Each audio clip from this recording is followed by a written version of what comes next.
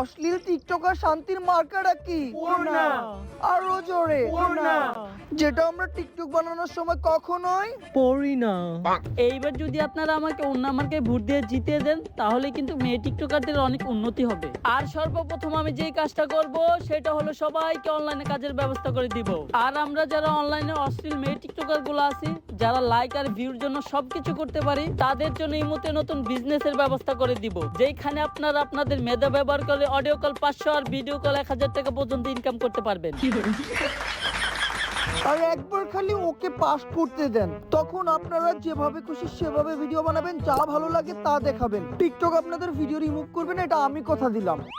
আর আমাদের মতো অশ্লীল টিকটকারদের কমেন্ট বক্সে যারা খারাপ খারাপ কমেন্ট করে, কমেন্টে এসে গালাগালি করে, তাদের বিরুদ্ধে আমরা নিব গুরুতর ব্যবস্থা। আরে খারাপ কমেন্ট করলে সমস্যা কি? কমেন্ট তো পারে। ও আমি তো ভুলে গিয়েছিলাম, আমরা তো খারাপ খারাপ কমেন্ট পাওয়ার আশায় এই ধরনের অশ্লীল ভিডিও বানাই। শোনো শান্তি, আমার লাস্ট একটা ভিডিওতে আমি গেঞ্জি আর প্যান্ট পরে নাচছিলাম। ওই ভিডিওতে খালি বাবা মামার নামে গালি, কমেন্টগুলো পড়তে কি যে ভালো লাগছিল। আর আমার ভিডিওতে তো 14 গোষ্ঠীর নামে গালি থাকে। আচ্ছা আপু, টিকটকে কি মেয়েরা ভালো ভিডিও বানাতে পারবে না? বানায় তো অনেকেই, ওদের ভিউ হয় না, তাই আমাদের সূত্র অবলম্বন করো, ওড়না ছাড়া ভিডিও বানাও আর ফর ইউতে চলো। মার্কেটটা কি? ভোট দিতে যাবে সুমাইয়া, সাদিয়া আর ঝর্ণা। তো দর্শক বিন্দু, অসময় টিভিতে আপনাদের আবারও স্বাগতম। তো সবাই জানেন এখন চলতেছে ইলেকশন, আর সবথেকে বড় কথা এইবার ইলেকশনে পার্টিসিপেট করছে তিনজন টিকটকার, যারা নিজেদেরকে অনেক বড় সেলিব্রিটি ভাবে, কিন্তু আমরা ভাবি পাগল। তো চলেন তাদের থেকে শুনি এই নির্বাচনে তাদের অংশগ্রহণ করার কারণ কি।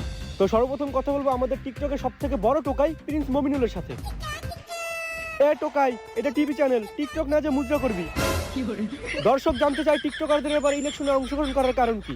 আসলে আমরা টিকটকাররা সমাজে কতটুকু অবহেলিত, শুধুমাত্র এটা সবার কাছে তুলে ধরার জন্যই আমরা ইলেকশনে দাঁড়াইছি। টিকটক হইলো আমাদের মতো প্রতিবন্ধীদের একটা বিনোদনের প্ল্যাটফর্ম, যেখানে আমরা হাসি নাচি পাগলামি করি, এগুলোর মাধ্যমে আমরা ভিডিও তৈরি করি। এমন না যে আমরা মানুষের ক্ষতি করি, বরং আমরা উপকারী করি। কিভাবে? যেমন ধরেন, যখন মানুষ টয়লেটে থাকে, তখন টয়লেটে বসে বসেই আমাদের ভিডিওগুলো দেখে, ওইভাবেই তারা তাদের টয়লেট ক্লিয়ার করে। কিন্তু ওই সমস্ত মানুষই আবার রাস্তায় আমাদের দেখলে প্রতিবন্ধী আর টুকাই বলে। টুকাই রে টুকাই কইবো, এতে আমাদের কোনো দুঃখ নাই, কিন্তু ওরা আমাকে জুতা মারে, যেটা একদমই উচিত না। আর এইগুলারই প্রতিবাদ করার লিগা আমরা নির্বাচনে খারাইছি। তো কি মনে হয় এই নির্বাচনে জনগণ আপনাদের কেমন সাপোর্ট করতেছে? সাপোর্ট করবো না মানে? এই যে দেখেন আমার কমেন্টে তো খালি জনগণেরই সাপোর্ট। এই যে কমেন্টটা পড়েন, আমি তো পড়া হারি না। উত্তর দলেরা তোরা নির্বাচনে খারাইছত কে?